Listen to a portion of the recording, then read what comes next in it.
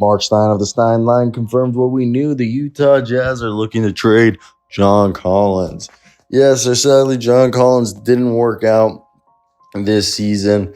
And, that was for, one could say, a multitude of reasons. I just think he just wasn't a fit, and they were hoping that he would. But the cool thing about John Collins this year is he's playing 28 minutes a night, which is actually the lowest amount of minutes he's played since his rookie season. And he's putting up 13.7 points, 8 rebounds. He's having one of the best rebounding years of his career, as well as shooting the three-point shot incredibly well. He's right now shooting 47.6% from the field, which is the 60th best in the league, while he is also shooting from three. Also, right now, he is a guy who's letting it loose at 37% with 4 attempts a night, which is a career high on how many three-pointers he's shooting. And at this point, what are you getting with John Collins? If people are asking, what does John Collins give you at this point in his career? I'm a big fan of John Collins. He is this guy who is freakishly athletic for his size. He's 6'11" with a 7-foot wingspan. He's a freakish athletic guy who can play power forward or center. He can finish through his opponents, get above the rim. He also possesses great skill level. He has the perfect style of play when he tries to be a great fit at the power forward position for today's modern NBA. He can space the floor with his three-point shot. He can attack the rim and draw a foul. Defensively, he should be a really good player, but his defensive impact isn't anywhere near where it should be. His effort on the defensive end wanes. He just doesn't move his feet well on defense. Sometimes he can show bad body language and not show good effort when the team isn't doing well. But for me, I've always been a John Collins fan. I've always been team Johnny Boy. But I don't know. I'm a real understander that John Collins and his contract aren't easy to move. So here, I've said this before.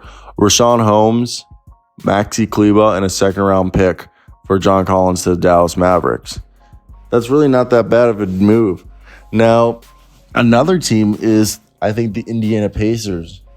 The Indiana Pacers, though, if they were to do a deal like that, I think the thing that will hold them back is financially. I don't know if they have the filler to take on that deal. Let me just look at it. So they're $36 million under the tax. So my understanding is they could probably just eat the money. So I take that back. So if the Utah Jazz let's send John Collins over. That's $25 million the Pacers would be taking. And the Pacers would look at this and be like, okay, let's get rid of a contract we don't want. And what is a contract that they don't want? I think Jordan Nwora would be someone they would move. And I know he's hurt, but I feel like he's the next guy that they would move is Jalen Smith.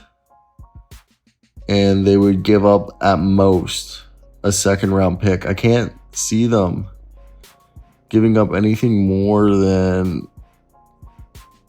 So right here, okay. So the Pacers, if they did Jordan Nwora, Jalen Smith, and a second-round pick, problem is Pacers would have to cut more money. And they would have to give up TJ McConnell, and I don't know if that's even worth it at that point. The only other way I see, that's the problem, is they legitimately would have to give up TJ McConnell, and I just don't see that being worth it if you have to give up TJ McConnell. So monetarily wise, for this deal to work, it would have to be Jordan Nwora, Jalen Smith, TJ McConnell, and can it just be Jordan Nwora and TJ McConnell? Does that get the deal done? No. You'd have to keep Jalen Smith in the deal. So obviously at that point, if you're the Pacers, for example, who we know in the past they've had interest in a deal like this, I'm just very much surprised by what it is. So this would have to be a 3-player deal, and then you would have to hope that someone who's not making any money, like a Luka Šamanić, could just be a trade filler. So the easiest way for a team like the Pacers to do this deal, John Collins and Luka Šamanić, for TJ McConnell, Jalen Smith, and Jordan Nwora, and I just don't think it's worth it in my opinion. But John Collins, real quick, I just wanted to say I just think it's an interesting situation due to the fact that John Collins was a reclamation project, and I knew that it was a big one. And what we talked about earlier was the Utah Jazz are open to trading John Collins. Sources told Andy Larson of the Salt Lake Tribune. The quote is, the 26-year-old big man has had the lowest on-court, off-court splits of any rotational player on the Utah Jazz. The team has been frustrated with his slow uptakes on learning the Jazz system on both ends of the floor, according to Larson. He's missed his third straight game. He is averaging 14.5 points and 8.6 rebounds. He is shooting 38% from three, 48% from the field. He's like, look, it's just frustrating because he's providing some floor spacing and some defending, but it's just like, besides the solid shooting and rebounding, there isn't there. His iffy performance plus the $77 million he's owed over the next 3 years is going to make it difficult for anyone who's going to want to take the 7-year bet. But I just find it weird that he's a guy who, and I know what you think of John Collins, but we're 3 years removed from him being a 17 points per game scorer, or like really 2 years removed from him being 16, 17 points. 4 years removed in the 2019-20 season where he averaged 21.6, 10 rebounds, like almost 2 blocks, and was like a borderline all-star. So my thought is, what's going on? Like you said, is like the year before he was still a 19.5 point per game scorer. The year after that, they added Danilo Gallinari and Bogdan, and he was still an 18 points per game guy. It's just, I mean, one person brought this up in my comment section that he hasn't been, I think in 2020 was the year he got caught with PEDs, like taking PEDs, and everything's been down. And I don't know how much correlation.